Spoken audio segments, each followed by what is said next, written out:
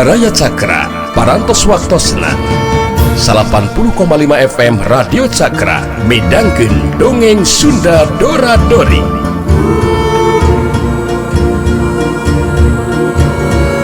Simkuring sapara kanca ngahaturkeun wilujeng ngadangukeun.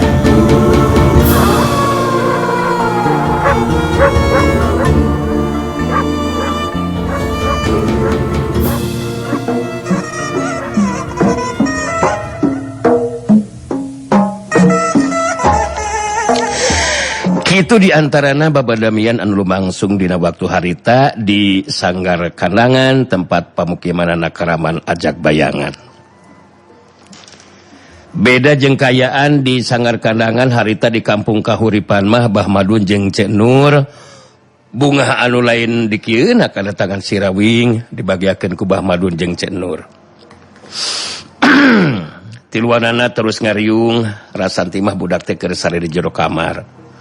Bah Madun anu harita keur cumarita ditujukeun ka Sirawing. Abah bener-bener asa ngimpi ya teh. Sabab teu diduga si Anggana buat aya Jang Awing ka dieu geuningan. Bagja temenan ya Jang Awing. Alah Apanan ieu malin ngimpi Abah. Tapi apanan ieu mah kanyataan Bah. Manya beurang kieu bari jeung buncelik Abahna oge make jeung ngimpi sagarupa.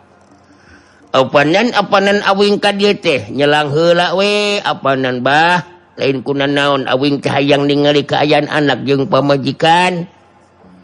Geuningan apanan Cek Nur di dieu geuningan. Mohon ece teh di dieu ngasuh Nyi Mas Rasanti nuju bobo di kamar.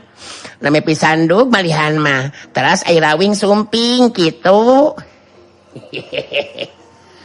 Nah, ka mana kitu Ari Raswati? Kuneon eta Bah Madun kalah kajadi siga nu ngalamun kitu geuningan. Apanan ngarasa bagja. Tapi buat kalah ka ngahulang kitu geuningan apanan?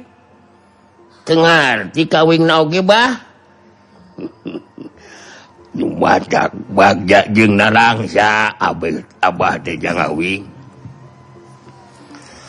Ari bagjana lantran ayeuna aya Jang Awing ka dieu.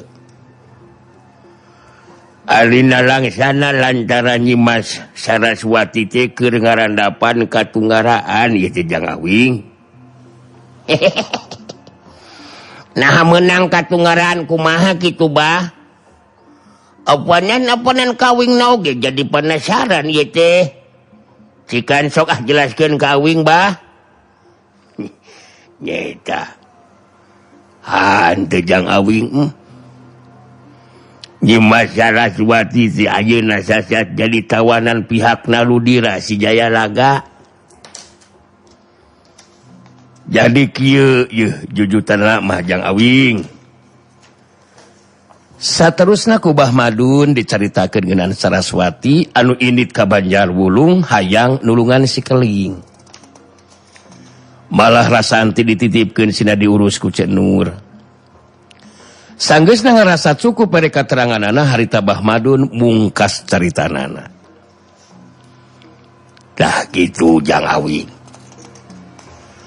Ngeunaan Nyi Mas Saraswati teh Abah teh bingung hantu mangih tungtung Jang Awing teh.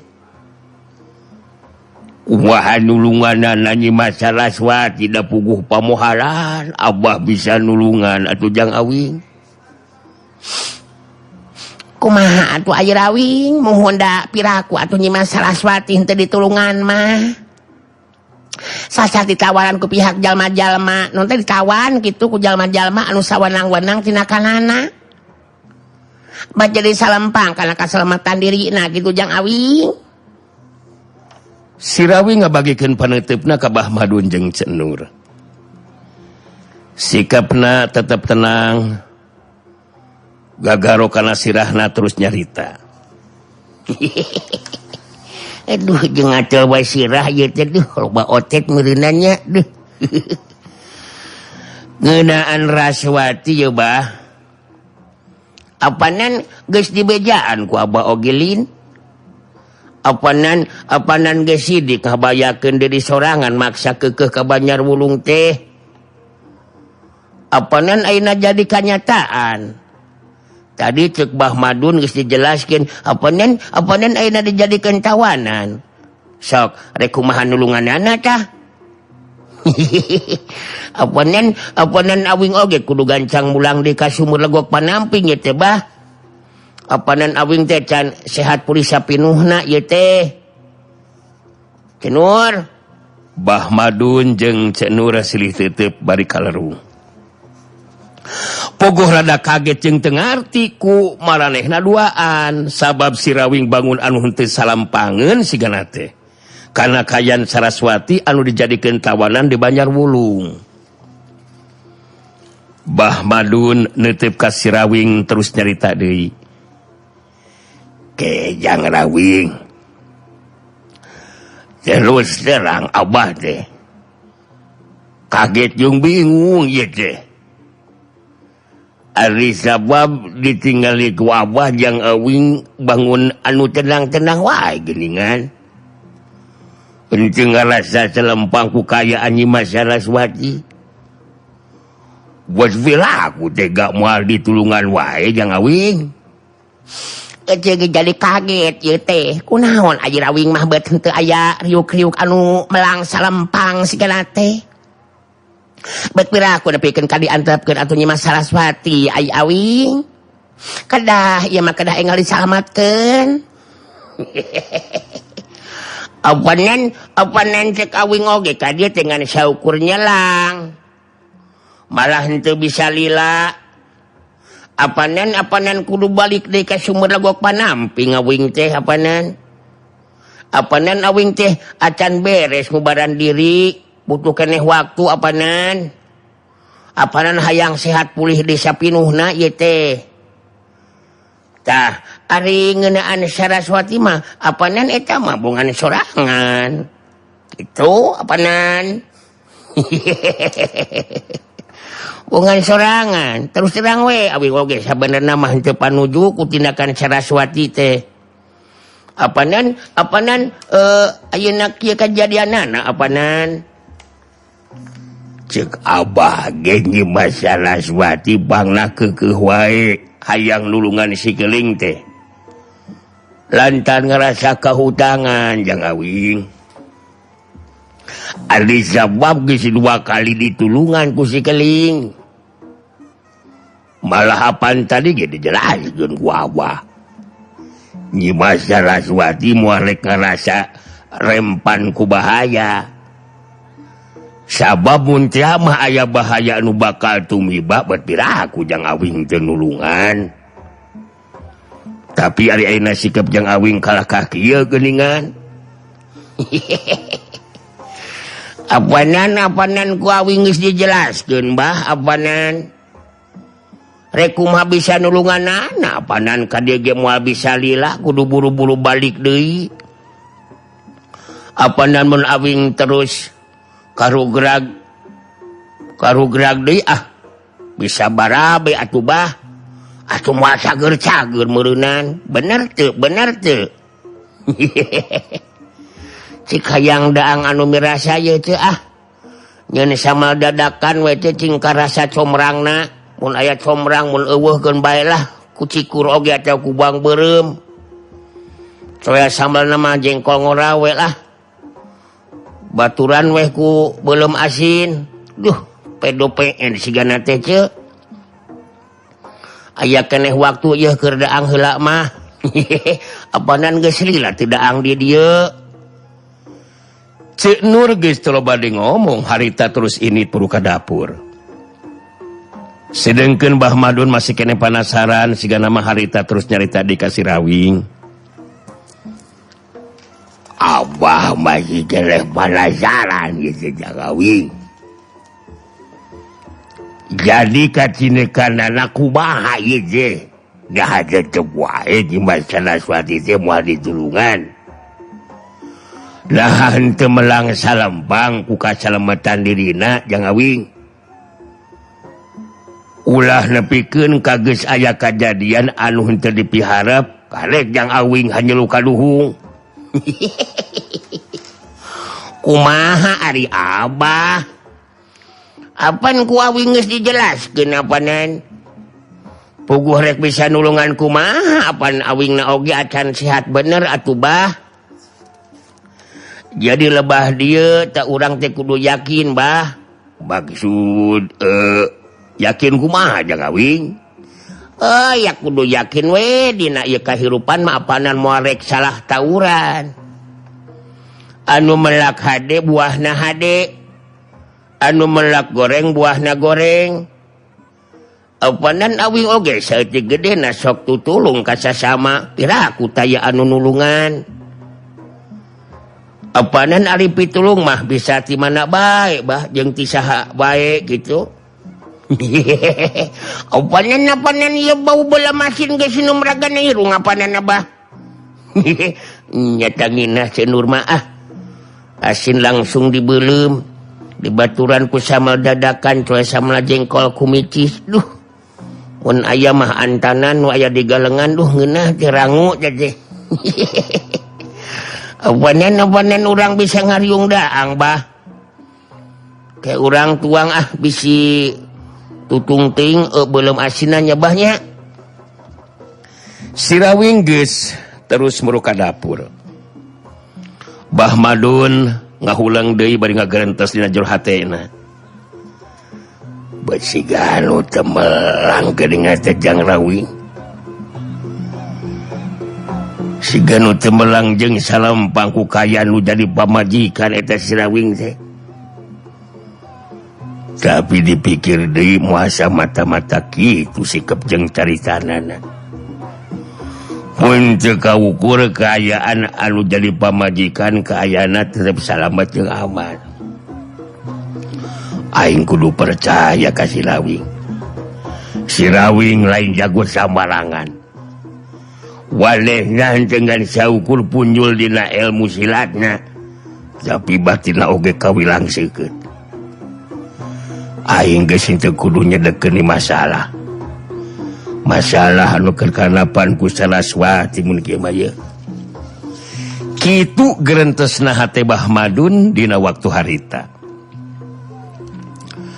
Geus ngarasa regreg Bah Madun dina waktuna maturan dahar si Rawing geus henteu ngobrolkeun di Saraswati. Malah cenur oge dibejan ku Bah Madun geus henteu kudu ngabahas di masalah si Rawing, kudu nulungan Saraswati. Geus beres daharna harita si Rawing terus pamitan. Alah. Dah ayeuna mah apanan geus kacumpunan ye ka hayang awing teh. Duh. Jadi rek mulang deui we ka sumur logok panamping. Apanan kudu neruskeun hanca supaya gancang pulih kasehatan Bah. Oge ce. Jadi Bah Madun jeung Cek Nur teu kudu salampang ku kaen Saraswati pamajikan awing. Apanan Saraswati mah kayan salamet jeung moal mal kutu kieu kitu Bah. Nya ari ceuk Jang Awing gitu mah bage kudu percaya we kana caritaan Jang Awing. Sing gancang pulih dewe seperti bihara-bihari kasihatan Jang Awing. Ngaran urang bisa riung mungpulung deui gitu. Suka jeung bagja ningalina oge ari Jang Awing geus bisa ngariung deui mah. Lain gitu Jenur. Memang gitu pisan anu diharapkeun ku abdi oge Abah. Pang nama karunya we ku ieu Rasanti da pasina oge leungiteun. Kangaranan teu aya indung bapa mah. Ya euceut deudeu pangdoa we aya Rawing sehingga pulih deui saperti bihara-bihari. Apanan nu matak teu bisa lila oge ce lantaran hayang buru-buru pulih apanan asana oge sehat nya ce nya Bah nya kudu sehat deui we. Apanan geus waktu mah awing ge kudu ka Banjarwulu. Apanan ari ayeuna mah kudu ka sumur legok panamping deui ye teh ce Bah. Titip Rasanti we nya kayak hayang ningali heula budak ah. Si Rawing terus asup ke jero kamar. Rasanti nu keur sare dicium tarang jeung pipina ku si Rawing. Geus kitu mah si Rawing terus pamitan ka Bah Madun jeung Cek Nur pikeun mulang ka sumur legok panamping. Sanggeusna si Rawing indit, Nyi Nur masih kene penasaran sigana mah harita terus nyarita ka Bah Madun. Tadi di dapur Abah nyarita ka Abi. Geus henteu ngobrolkeun deui ngeunaan Nyi Mas Saraswati. Jadi maksud Abah teh eta jadi pamajikan teh rek diantepkeun wae mah ditulungan ku si Rawing gitu Abah. Jadi kieu Nyai. Ieu kana sikap jeung ngadengit caritana si Rawing. Leres? Sok tingalikeun ku Nyi Nur sakitu tenangna. Bangun anu teu melang atawa salempang ku nasibmu jadi pamajikan. Tah ku Abah mah geus kapikir ilmu Nyai. Kapikir kumaha Abah? Sikan jelaskeun ka Abi Abah. Si Rawing nyarita ka Abah. Kaayaan Nyi Mas Saraswati teh salamet jeung aman cenah kitu. Ngeunaan pitulung mah bisa iraha bae jeung kusaha wae cenah. Jadi Abah geus boga kasinekan ayeuna mah Nyi Nur. Moal samata-mata si Rawing nyarita saperti kitu lamun kedumasar kana kaayaan anu keur karanapan ku Nyi Mas Saraswati memang salamet jeung aman gitu. Ari Abah nah bangun percaya kitu bae kana caritana si Rawing geuningan. Bari urang teu apal kumaha ayeuna kaya Nyi Mas Saraswati na waktu ayeuna Abah. Sababna mah lantaran Abah percaya Nyi Nur. Si Rawing lain jago biasa tuh Nyai. Anu ngan saukur boga kemampuan ilmu silat wungkul. Tapi batina oge kawilang seukeut geus kalatih gitu. Jadi urang teu kudu salempang ku kaya Nyi Mas Saraswati. Anu kudu diperhatikeun ku urang mah Rasanti we. Ku Nyai anggap we Rasanti ti anak sorangan. Kitu ari jeung Abah mah Nyai. Nya abdi ge jelas atuh milu nyaah Abah. Ras kalau jadi anak anu ngan hiji-hijina umur 3 tahun kalahkah tilar dunya lantaran gering panas teh kaburu di ubaran Abah. Anu mata ngurus jeung ngasuh Rasanti teh asa ngurus jeung ngasuh si Jenat we Abah. Oh nya syukur atuh ari kitu mah Nyai. Pugu bisa katingali ku Abah oge. Katingali kumaha ari Abah? Nyai memang sekitu perhatianana didangurus jeung ngasuh Rasanti. Nya da Nyi Mas Saraswati ge mercayakeun teh ka urang duaan atuh henteu kanu sejen. Anu madagnya wayahna we urang patarema pancen. Dibarengan ku pangharepan si Rawing bisa kumpul ngariung deui jeung kulawargana Nyai. Harapan abdi ge kitu pisan Abah aslina abdi mah peret Abah. Dari ningali kulawarga Nyi Mas Saraswati tos kumpul ngariung deui mah regreg ka urang oge Abah. Ngan ari si cikal anu di paling tea mah aduh lebang wae nya Abahnya sigana teh nya teu aya laratanana Abah. Memang lebeng Nyai kaya laratanana tah si cikal nu di paling teh. Luka teuing kumaha nasibna. Nah masih kene aya di kieuna atawa kumaha tah si cikal teh. Mun teh mah aya keneh di kieuna duka teuing di mana eta cicingna. Nu dipaurkeun ku Abah mah sok sieun dijieun tumal we. Nya da sok lajeun aya apaan. Anu muhit atawa mujaka beungharan mah sok butuh tumal atawa wadal. Biasana mah orok anu dijadikeun korban teh gitu Nyai. Ya mudah-mudahan we atuh masih kena aya di kieuna Abah eta si cikal anu diculik teh. Atuh awal akhir bisa aya laratanana eta budak bisa tepung lawung jeung indung bapana Abah. Kalasa ku abi Abah ditinggalkeun ku budak teh Gusin Agung nepikeun ka ayeuna oge can bisa lipur ka sadeu teh Abah. Loba deui obrolan anu sejena antara Bah Madun jeung Nyi Nur dina waktu harita. Urang tinggalkeun heula kayaan di kampung kahuripan. Caturkeun harita si Keling jeung Sugali anu keur lumampah rek ka sumur legok Panamping. Waktu ngambah ka salasai jelembur terus tingali aya warung atuh Sugali teh ngeureunkeun heula lengkahna. Kunaon maneh kalakah eureun Gali? Lek lok tur maneh.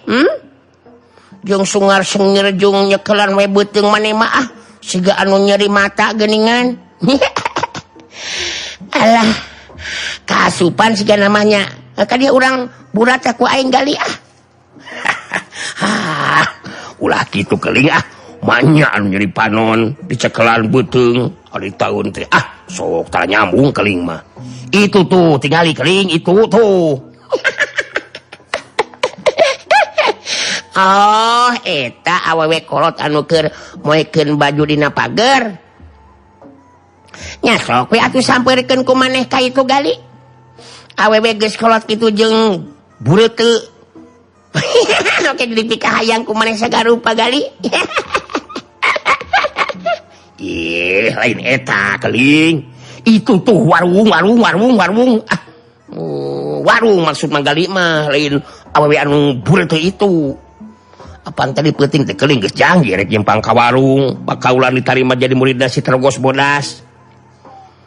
Ningali eta warung langsung beuteung teh murilit Keling aslina ieu mah manggali mah malah bobolo kenal mah bobolo itu teh moal bisa laju ieu ka sumber legok Panamping teh ari teu dieusian heula mah apaan mobil oge sok di bensinan kumaha ieu beuteung rek jadi tanaga kumaha ieu lamun ieu beuteung teu dieusian ngagih teh tadi keneh ku kurubukan ai Keling. Acan ge tengah poe maneh mah geus ngajaknya tu deui Gali. Manya maneh teh wareg tadi isuk-isuk teh pan geus diganya heula ku belum jagong. Atuh da belum jagong malah ini sangu Keling. Rek bisa wareg kumaha dari anu ngaranna daang mah tetep kudu sangu jeung kudu aya baturna deui. Kan we da teu kudu mayar ieu atuh teu kudu mayar tapi anger we nganalkeun aing. Maneh teh pika sebeuleun Gali tapi mun ningali bebeungetan maneh anu pika resepeun peureup aing jadi karunya oge. Meungeus urang nyatuh heula di eta warung Gali tapi reureuh di warungan sakali ieu sia nya anu matak tategeg teh kudu diteteg tak kadu teh nepikeun ka bentet. Beungeus ya montong sungat sengir wae hayu urang nyatuh heula yuh. Aing sebang ngadehna oge.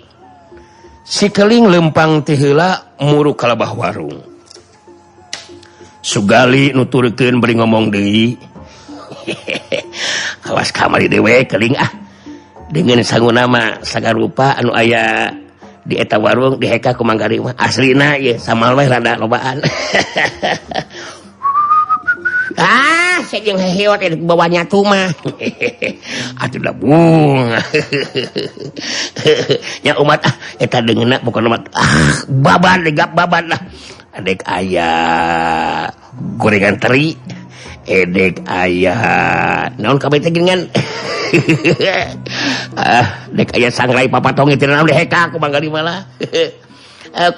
Kumaha maneh we Gali da maneh mah tong boroning goreng siraru kuuk oge sia dihuapkeun ata-ata. Bisican wareg mah hakan sekalian sosompang warungna ku maneh sagali.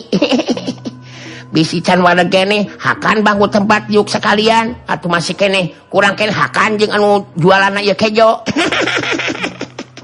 Nah meni kitu-kitu teuing ka Manggali teh Keling Puguh can beuki ngadar sompang jeung bangku mah mun iya ya sama dia belum asin sama ladok di garas kali asik deh anu keur diuk dina bangku di hareupeun eta warung harita jadi ngageser diukna mere tempat keur si Keling jeung Sugali anu anyar datang malah anu pindah ka bangku anu digigireun warung kadatangan si Keling puguh we narik perhatian keur anu aya di eta tempat nu boga warung kawilang awewe anu ora keneh harita ngabagekeun si Keling anu kawilang anyar pinanggih keur manehna mah Wilujeng sumping di warung abdi Ceihat mangga atuh lalinggi aduh aing hayang nyatu ce mangga sok lalinggi heula nyen dua alas we jeung ieu mang aing ce ngan aing mah kejonan tong gede teuing ce nya mun keur mang aing kejona kudu mentung lantaran kuat nyatuna manehna mah ce Ceihat anu boga warung kerung kageteun oge ningali sikap jeung ngadenge caritan Sekeling anu kasar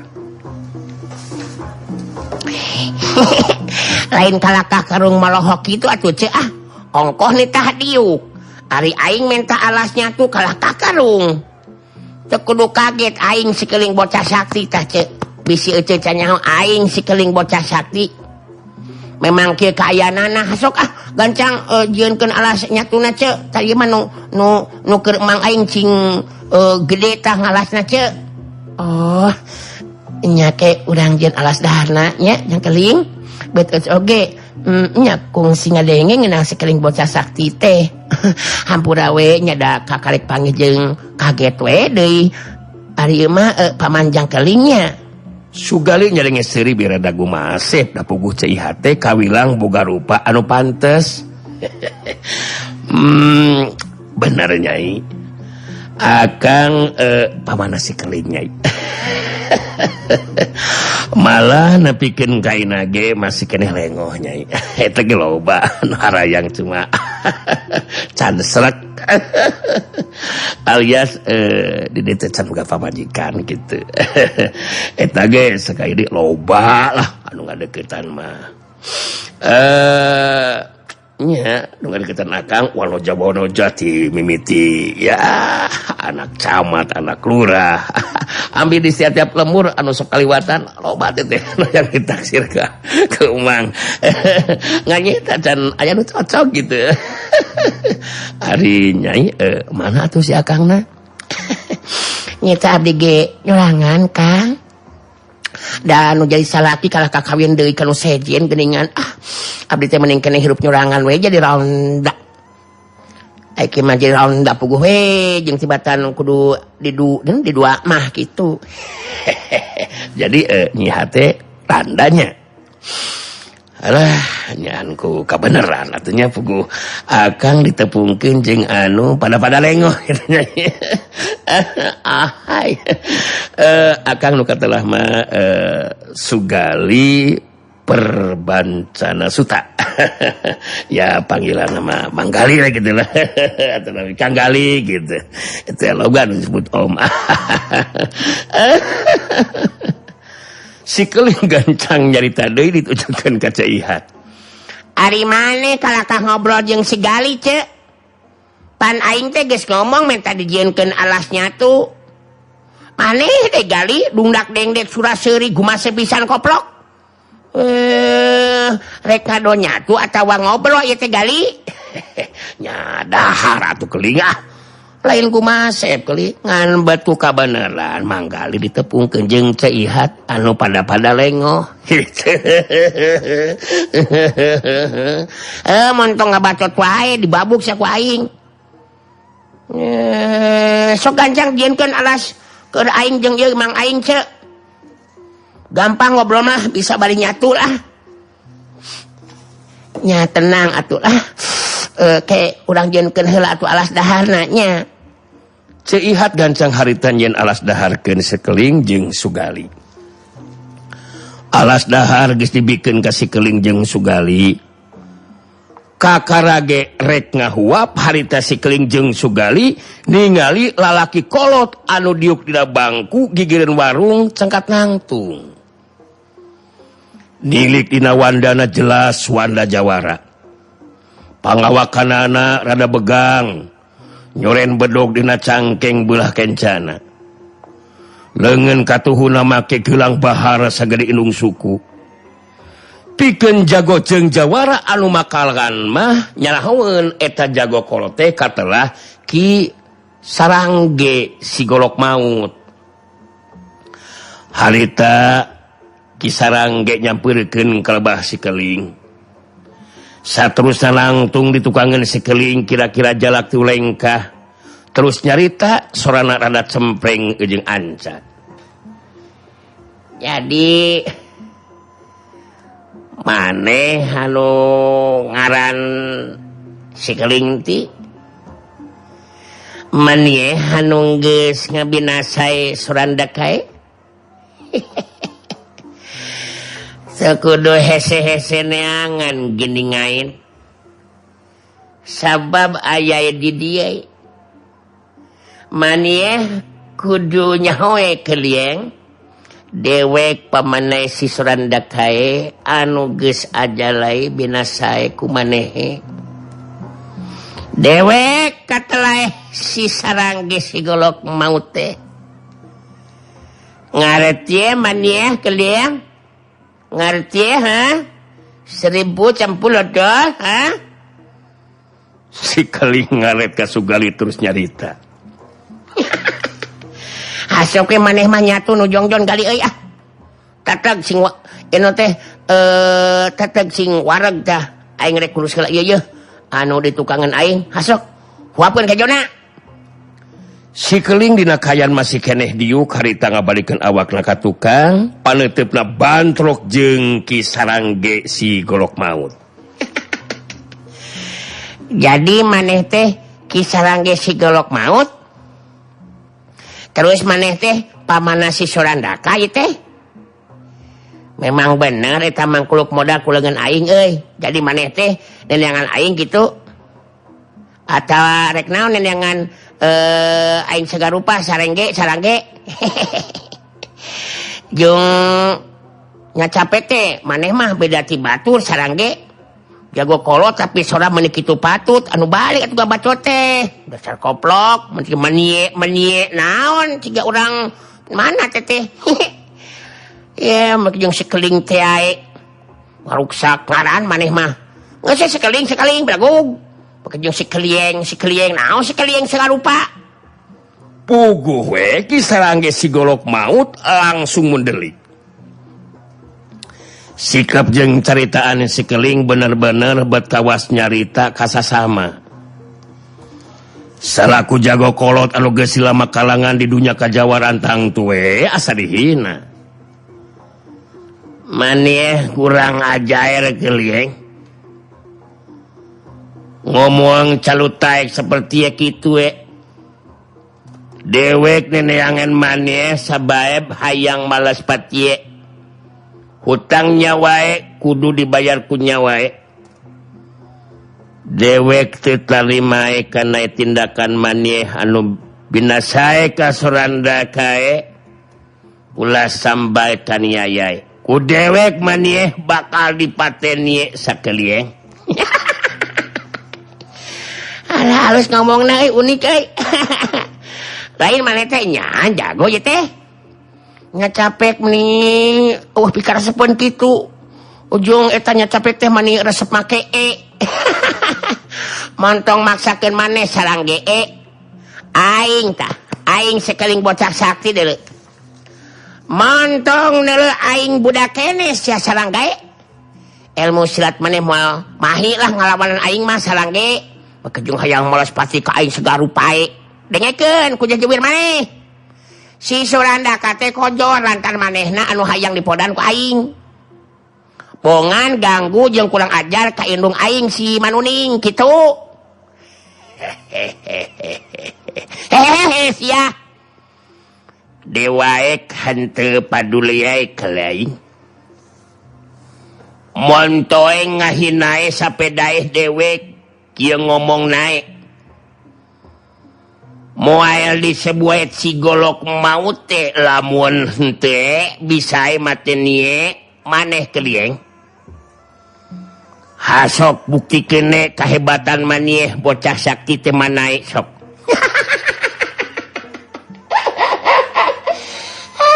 ngomong na halus jadi maneh teh keukeuh rek perhitungan jeung aing sameme tarung jeung aing pikirkeun heula anu asak sok pikirkeun ku maneh sarangge bayangkeun lamun nasib maneh bakal kawasi soran neraka kangaranan geus modal teh moal bisa hirup deui koplok teh pikirkeun jeung nyawa teh moal aya di pasar moal sia nyawa teh ngan boga hiji-hijina sarangge harem jadai maneh kelieng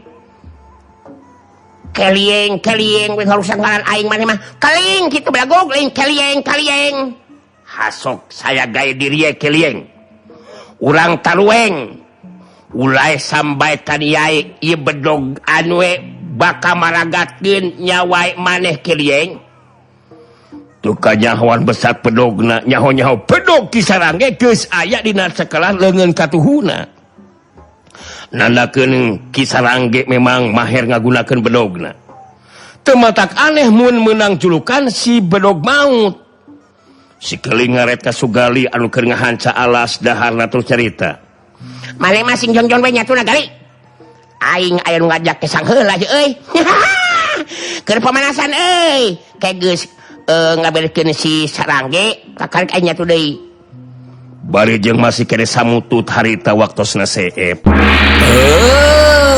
waktosna baraya cakra geuningan waktosna parantos teu nya kapan deui cak kanggo dinten ieu dongeng Sunda urang cekapkeun heula mung deui ka dieu enjing urang teraskeun deui nya tah kitu atuh sementara sim kuring dora-dori amit mundur amit mungkur hatur nuhun tina sagala rupi perhatosanana mios.